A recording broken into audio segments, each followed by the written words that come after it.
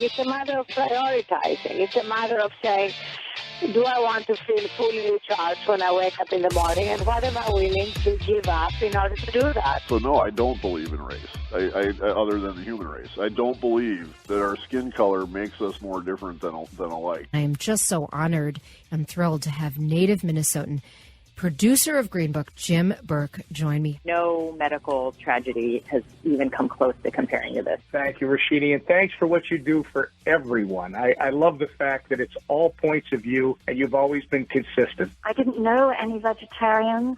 I'd never thought about the dairy industry. I had a fur coat. I went fishing. As we say, go toward the light, right? Wishing you well, and I want to say congrats. Love you lots. This is Roshini Rajkumar. This is the final Real Talk with Roshini. I can't believe I'm even saying that. We've got a full show for you here on WCCO Radio on Sunday, the final show, and it is jam-packed. Let me first introduce our first guest. We're going to talk about the marathons of life with Elizabeth Reese, host of Twin Cities Live and host of Best to the Nest podcast. Kelsey Carlson is an anchor at Fox 9. They are both amazing women, moms, colleagues, and they've become friends. Ladies, thanks for being with us today. Oh, thank you for having us. Well, we're so honored to be part of your last show here this morning. So thank you so much for including us. Elizabeth, I want you to get in there. You were amazing, and what a friendship and great friend you've been. Oh my gosh, Roshini, it has just been such a joy to see all that you've accomplished. And listen, Kelsey can speak for me 100% on all topics, particularly this one. We are so happy to be part of this show. And Kelsey and I have never met in real life. So this is like just what you do, Roshini, is you bring people together, which is what you always are, connecting people. And it's not surprising to me at all that it's happening on your last day of your show. Well, what's so fun is, Elizabeth, you've been on this show many times. I've been on your show with you and Steve, and it's Kelsey's first time. So it's a first on this last show. We're talking about the marathons of life. Kelsey is an actual marathon runner. She's run 32 of them, including 7 Bostons. And Boston you have to qualify for, which I probably won't until I'm about 70, but I'm still trying. And Elizabeth, you do radio, you do podcast, you do television. That's your main thing, but you do so many things, and you plant and you cook. You put a lot of us to shame who have no idea what to do in the kitchen. I want to get a little bit of life advice from each of you for these marathons of life.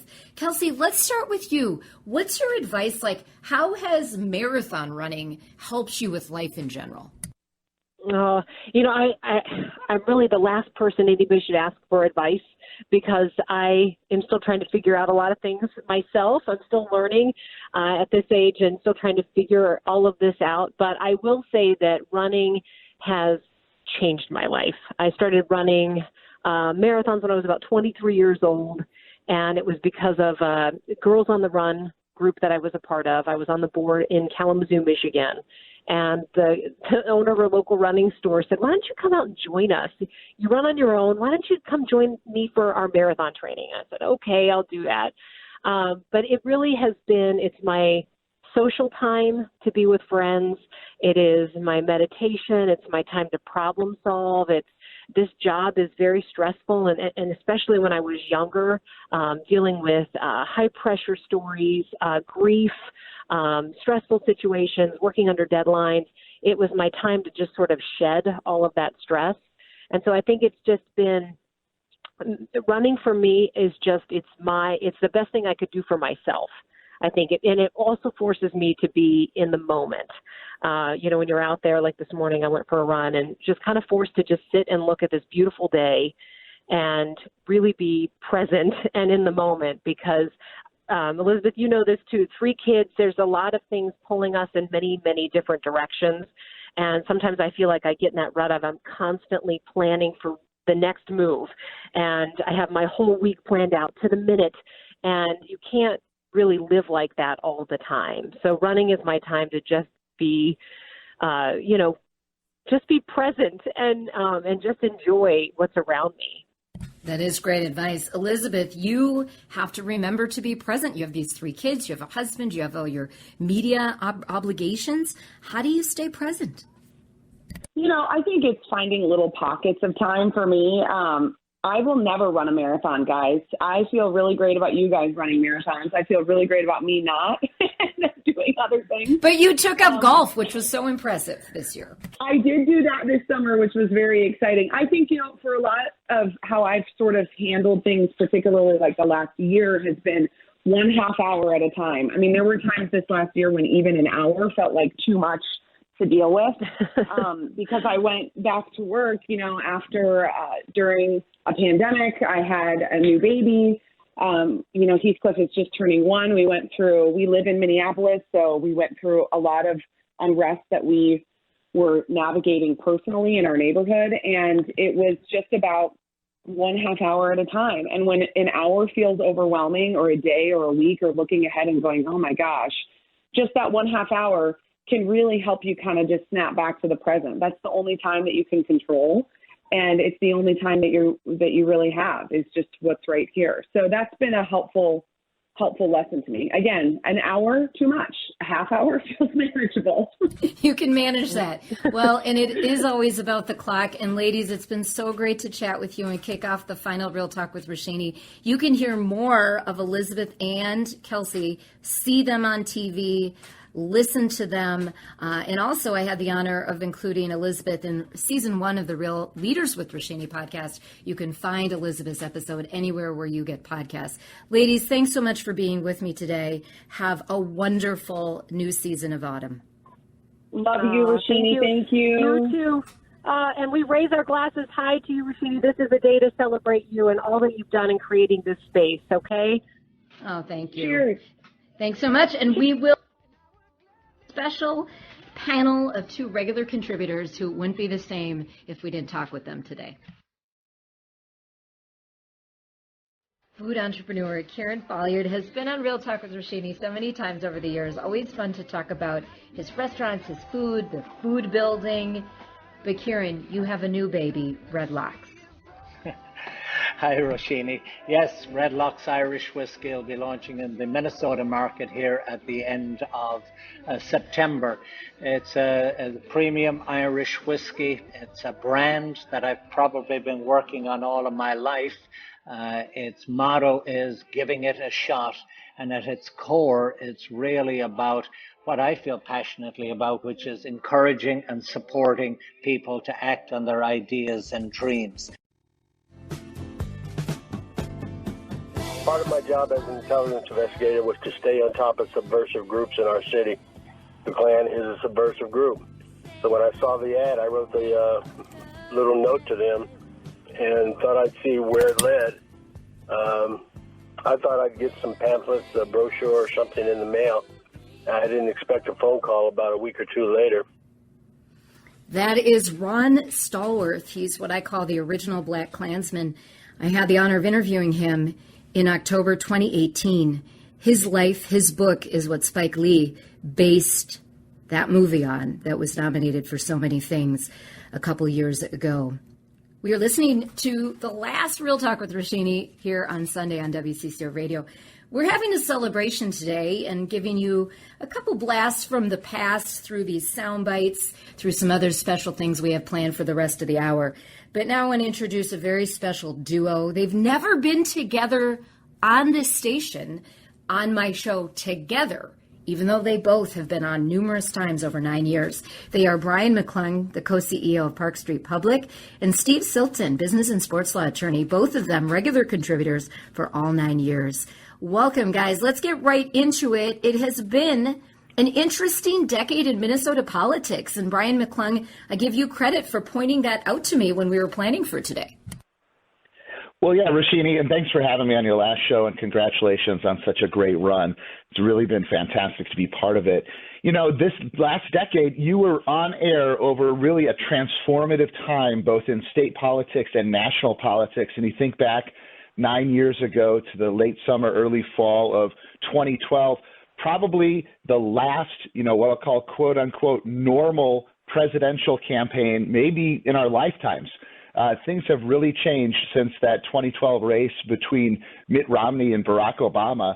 And you think about that, at this time, 9 years ago, we were coming out of the Republican National Convention. Romney actually had a little bit of a bump, looked like he might be able to make a run at it. That faded over the next couple of months here, and President Obama had a pretty convincing reelection.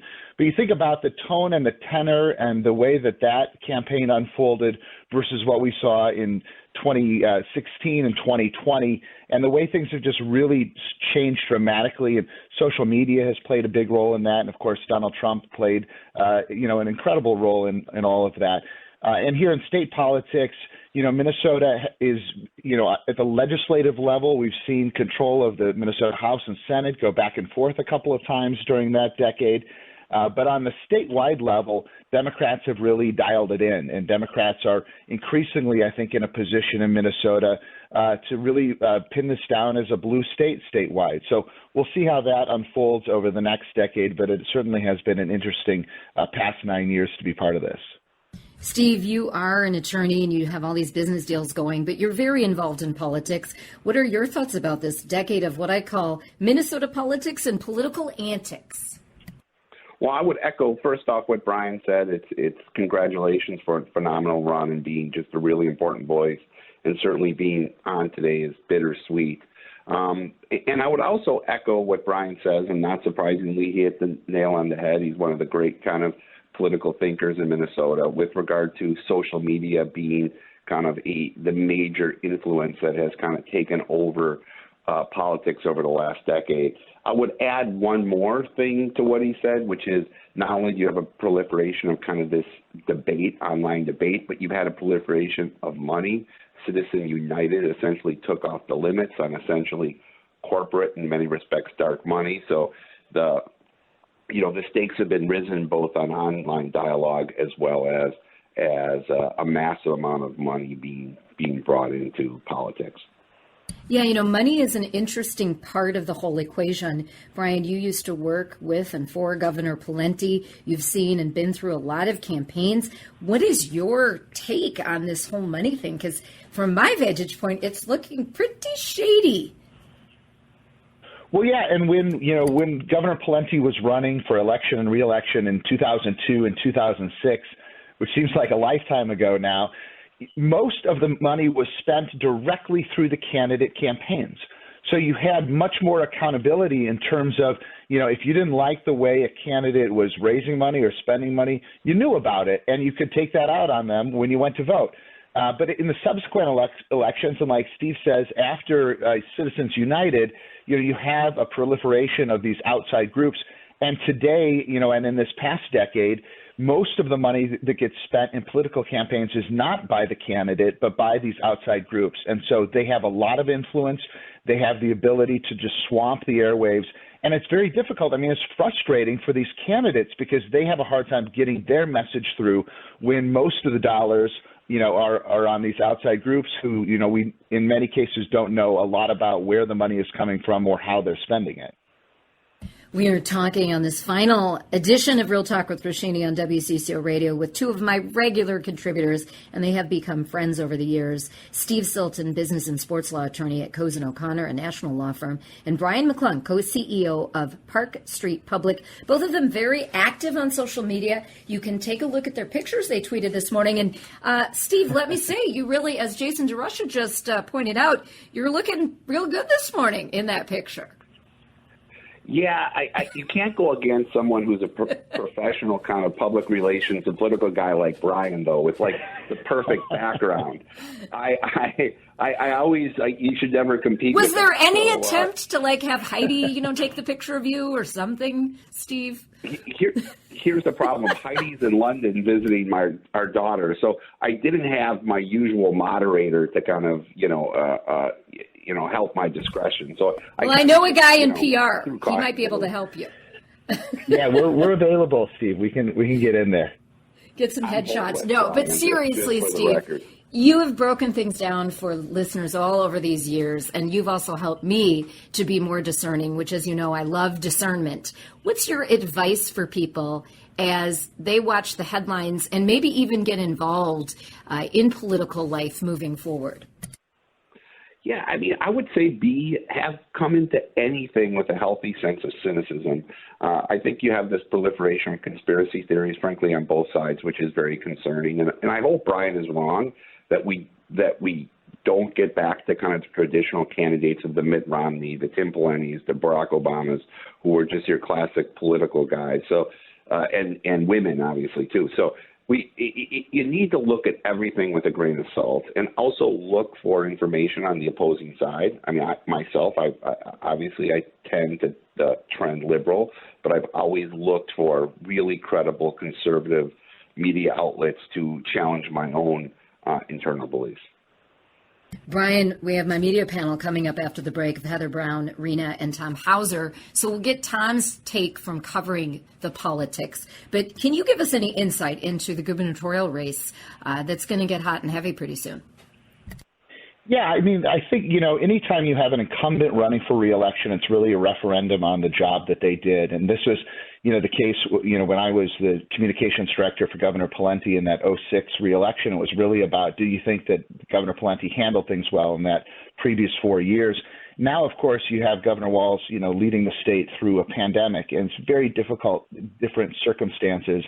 And so I think that's really going to be the crux of the campaign is, do you think that he did what he should have done under these very difficult circumstances?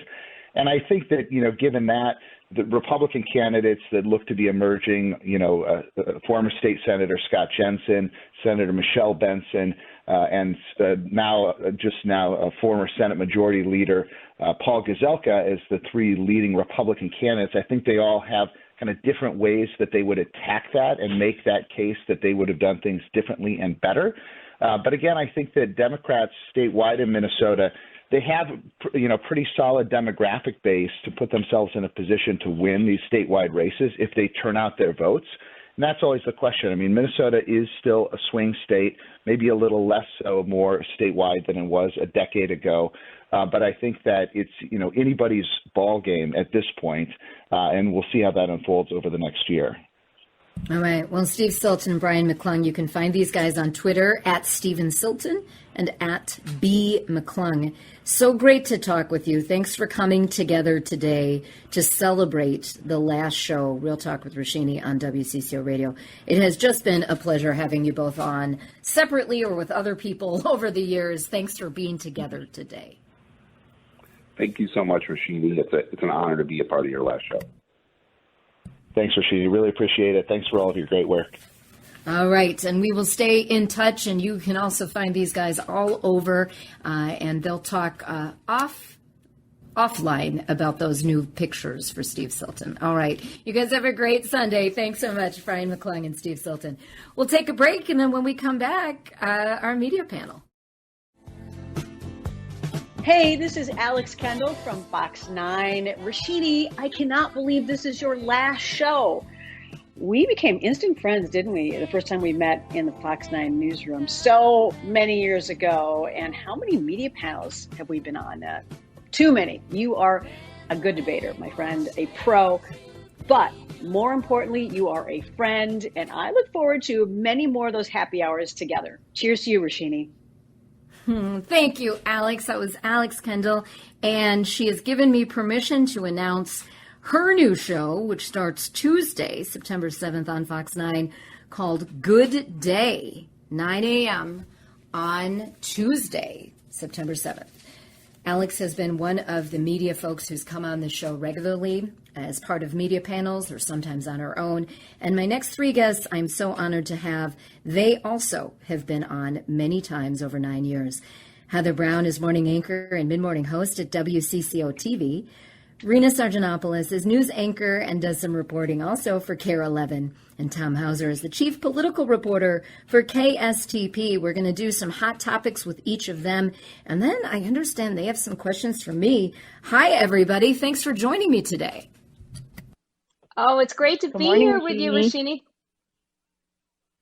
Great to be with you, Roshini, on your final show. I guess we're batting cleanup Is that what I understand here? Well, you are my final guest of the show, because when we come back after break, it'll just be me closing things out. But let us start with you, Tom, because I just talked with McClung and Silton, got a little take from Brian on the governor's race.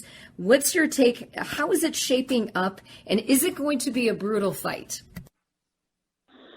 Oh, it is. All political campaigns these days are brutal fights. And, this will be the first major campaign season since the pandemic. Well, not that we're out of the pandemic, but maybe the first major election in a pandemic. And we all know how that has polarized the political landscape even more than everything else had already polarized it, whether it be the civil unrest or other things dating back many years, including election security and everything else. So now you throw the pandemic on top of that, and it is going to be a major issue, in particular in the governor's race. You will have Governor Walz, who has not officially announced he's running, but we all know that he is. And now this week we saw the Republican field begin to take shape with some potentially formidable opponents for Governor Walz. The last couple of cycles, the Republicans have not had a candidate who's been able to raise a lot of money or had a lot of spark. And this year, I think that could be a little different. I think we might have a very competitive governor's race. All right. And real quickly, do you think last year's, the events of 2020 and just how emotional it got here in Minnesota, do you think that will hurt Governor Walz because he was the sitting governor at the time? I don't know how much it's going to hurt him, but he's going to have to answer a lot of questions in debates and on the campaign trail about how the state dealt with the civil unrest.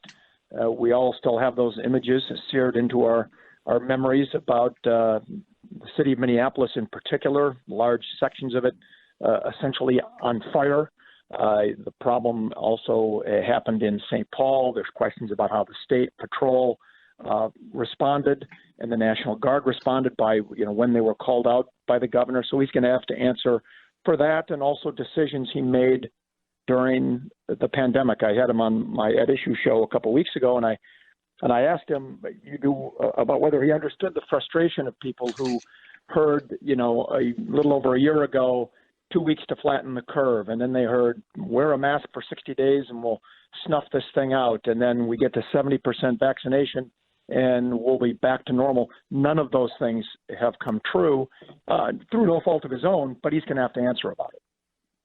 Absolutely. Heather Brown, another hot topic right now is back to school. You're a mom. You're covering this from the news desk. What can you tell us about some of the latest and how news coverage is taking it in? Well, some of the very latest is right now on Friday, the St. Paul's School Board had voted that they would require vaccinations for their teachers and their staff, or weekly testing for people who chose not to get vaccinated or chose not to tell their vaccination status. So that's a big one. They joined the Red Lake district up in northern Minnesota as one of just two districts here in the state that are taking that extra step in the requirement of vaccinations. But we've seen districts all across the state over the past month struggle with this decision about wearing masks, about their strategies for keeping kids in school. We've seen contentious school board meetings across the state. We know, and all of the superintendents I've talked with are hearing all kinds of opinions from parents across the district. But really what schools are trying to do right now is what they're calling a layered approach. So they're really encouraging vaccinations for teachers and staff, and for the older students, the 12 and up who can get vaccine. That's really the number one thing that they're pushing. But some districts are requiring masks. Not all districts. Some districts are. The governor can't give a statewide mandate for masking like was available in the last school year since the emergency powers, he no longer has those. So it's really up to districts to decide how they're going to mitigate against COVID. They are doing this approach of encouraging vaccinations, masking, putting kids in pods, changing their ventilation systems, because the hope really here for all of these districts is to keep kids in school, because what they have found is for most kids, that is the best option. Yeah, amen to that. I really hope they can be in school and not get even more off track. Rena Sargentopoulos, you are also covering unemployment versus job openings. That is definitely a hot topic right now. You know, Roshini, I think people might be surprised to realize what I don't know what the right word is. Maybe a mismatch of what's happening and what's really happening out there. And I think that if anybody's gone to like their local restaurants or their favorite coffee shop lately, they've probably seen a sign on the door that says, you know, we're only open from 10 to 2 or we're closed on weekends. And people just can't find workers. But this isn't just the retail industry. It's not just the hospitality industry. We're talking, I mean, newsrooms. We can't find employees, engineering firms. Treasure Island is offering $500 bonuses for any job that you want just to get people to come there because, you know, that's an operation that runs all the time. So, you know, for me, I thought, oh, you know what, maybe this extra benefits that we've been giving people is part of the issue, you know, and it turns out that some of the states, the 20 states that reduced benefits early, they actually haven't seen a pace of hiring faster than the other states that didn't end the benefits sooner. So I think what's really happening out there is that people are, to my surprise, more concerned about COVID at this point than I thought they would still be. Childcare issues, because that's another industry where they can't find enough people to come take the jobs because they're paying less than what you could make working at a McDonald's or a fast food restaurant. Or there's people that are just reassessing their lives, like my friend Eric Perkins. So many people have just decided during the pandemic that they're just not happy doing what they're doing and they want to do something else. So I think that there's, you know, we have so many people that are still unemployed and so many jobs that are available, but it's just not lining up. And I think that's a huge threat to our economy going forward. Yeah, absolutely. It is interesting to watch that. Everywhere you go, you see signs for help wanted. And it seems that, and Rena, when you talk to people looking for work, do they feel like they have a lot of choices? Because it seems like they do.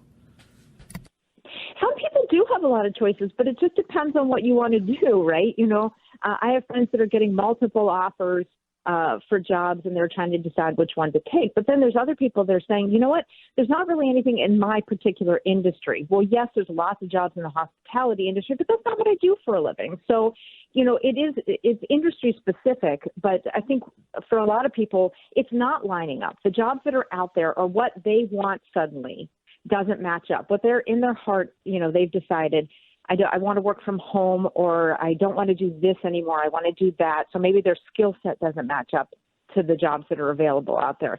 So I think that that's an issue for a lot of people.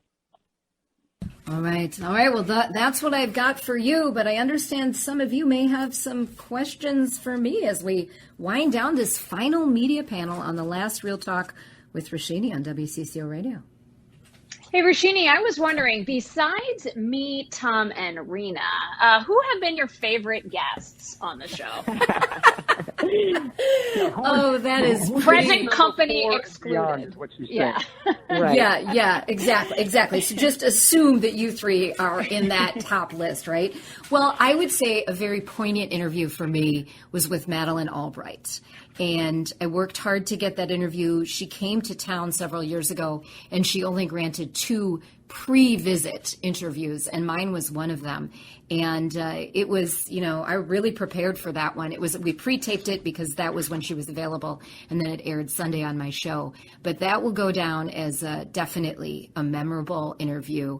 And it's so hard to choose. Just like Heather, Tom, and Rena, you couldn't choose among your kids. I mean, this would be a hard choice. Lots of great interviews over the 9 years. To be fair, Roshini, I only have one kid, so I can pick a favorite. You can, yes, you can. But you do have those fur babies, so I kind of include them in your mix, okay. Rena. Yes. So, we are. Roshini, go ahead. Let me ask you, you know, for you, what's coming up next? Because I know this has been. You're such a passionate person, and you're such a go-getter. I've always just admired your drive and just how hard you work for everything. And so I know stepping away from this is a bittersweet situation, but I know it's the right thing for you.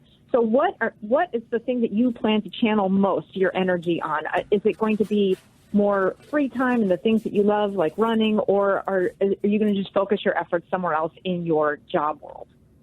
Right. Well, what I essentially did was I've had a full-time job, which is my business, and people can look me up, ownyourwow.com, communicate with me there. I've had that for 15 and a half years. I've had this show for 9 years. So when I gained this show, I gained a part-time job, and it has been manageable for the most part. It's a lot of work every week to do a full-time job and a part-time job. And I know both of you have lived through, or all three of you have lived through that in TV news. But really, it was kind of partly wellness, getting my Sundays back, spending a little more time with the hubby, the dog, my family, being able to not worry about what's happening on Sunday on the radio. So I will stay an employee of WCCO Radio and my digital shows and projects. And then there are some things that I can't talk about yet, Rena, that are in development on the media side. And, a lot of my time will continue to be spent with my crisis coaching and executive clients and speaking gigs, which I do all over the country. So I am just excited to sleep past 6 a.m. on a Sunday. Let me tell you that. So that's really what it comes down to.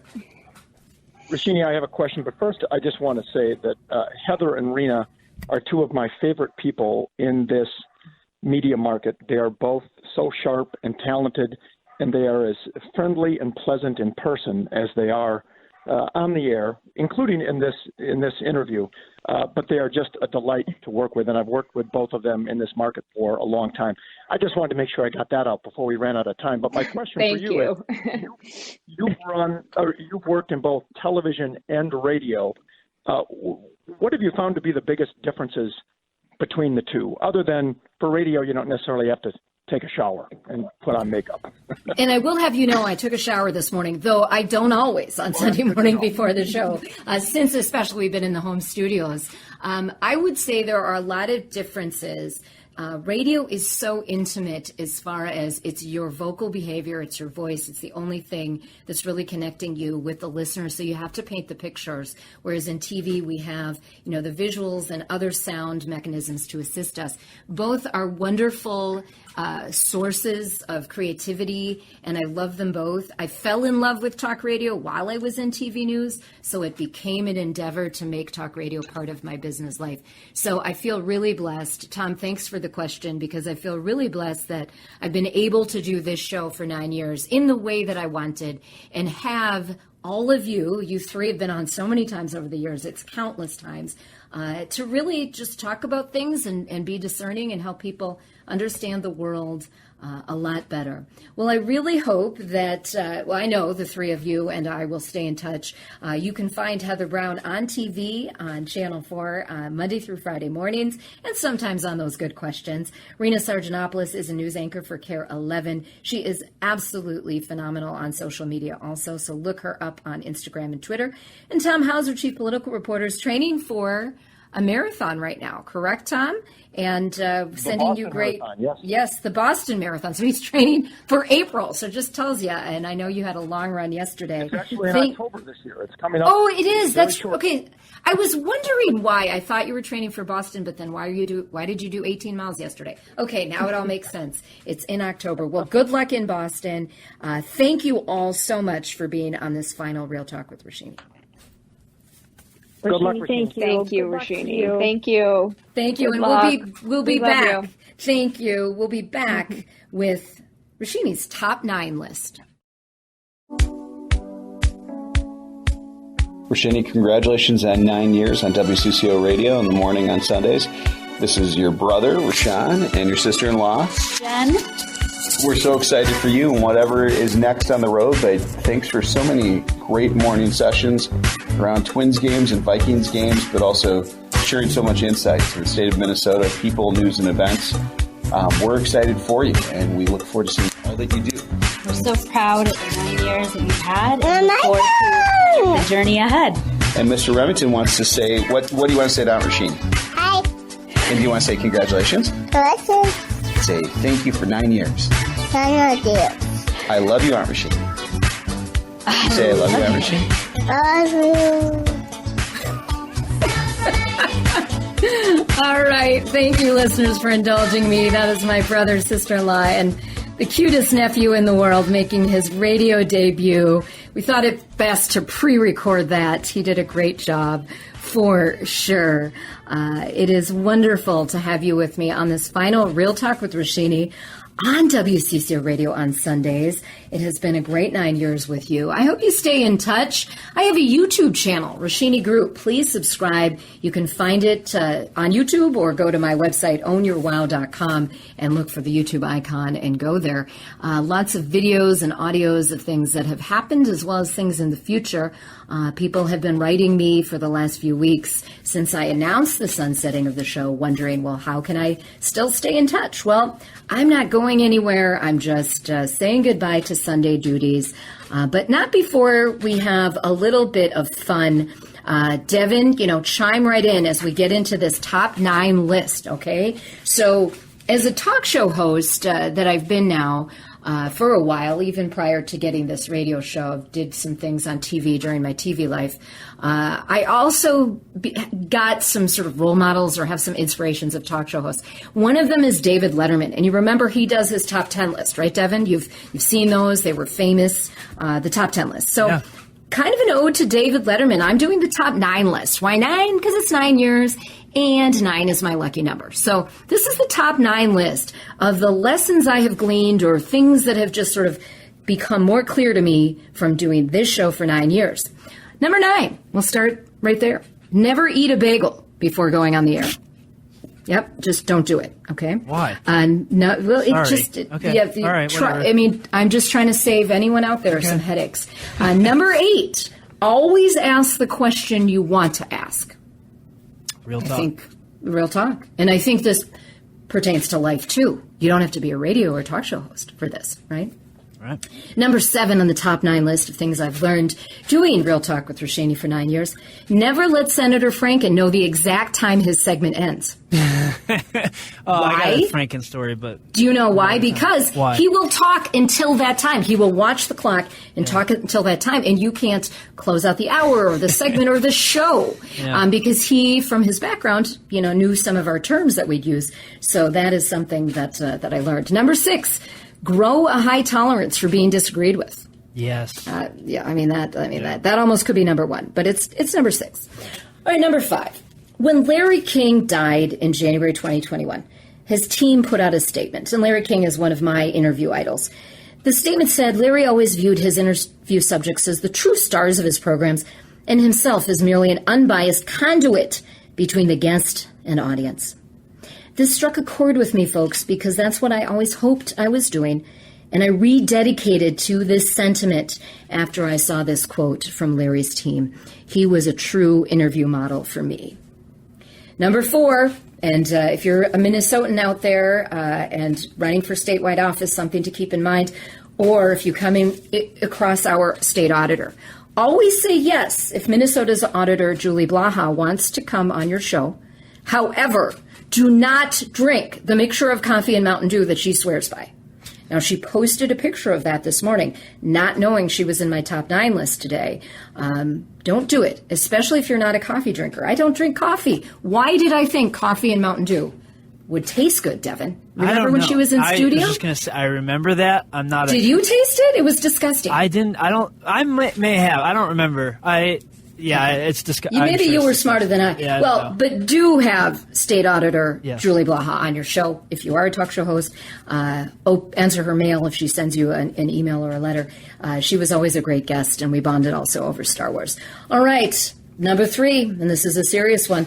3 guests who always get lots of listeners. This is what I learned from 9 years of doing the show, and multiple times some of these people were on. The 3 guests who always got lots of listeners when I had them on: Fox 9's Courtney Godfrey, Lieutenant Bob Kroll, and retired federal state prosecutor from Philadelphia, George Perry.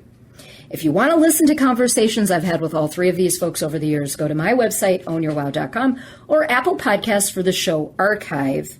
Good talk isn't always talk you agree with. Often it's provocative talk that gets people to tune in and then talk among themselves or to one another.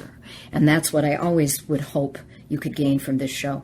Number 2 on the top 9 list of things I've learned from doing Real Talk with Roshini for 9 years: grow relationships with amazing people you meet along the way. This show's regular contributors are prime examples of that. You heard several of them today. And one of the best examples is our studio coordinator right here, Devin Marshall. Such a treat. Devin, just a joy being with you these last couple of years. I'll speak to you off air. We don't have much time. You know how I feel about you, so thank you. Yeah. Well, thank you. Publicly, I'm saying it is because of your fun and your lightness and your sound editing and your musical genius that we've been able to do some very creative things with very few resources on Sunday mornings. So thank you, thank you. And the number one thing that I've learned from hosting the show for 9 years, move toward the light, whether to discern the truth, learn a new topic, or to understand your neighbor. Stay in the light or find people who can help you get there. Thank you to all listeners. You're the best.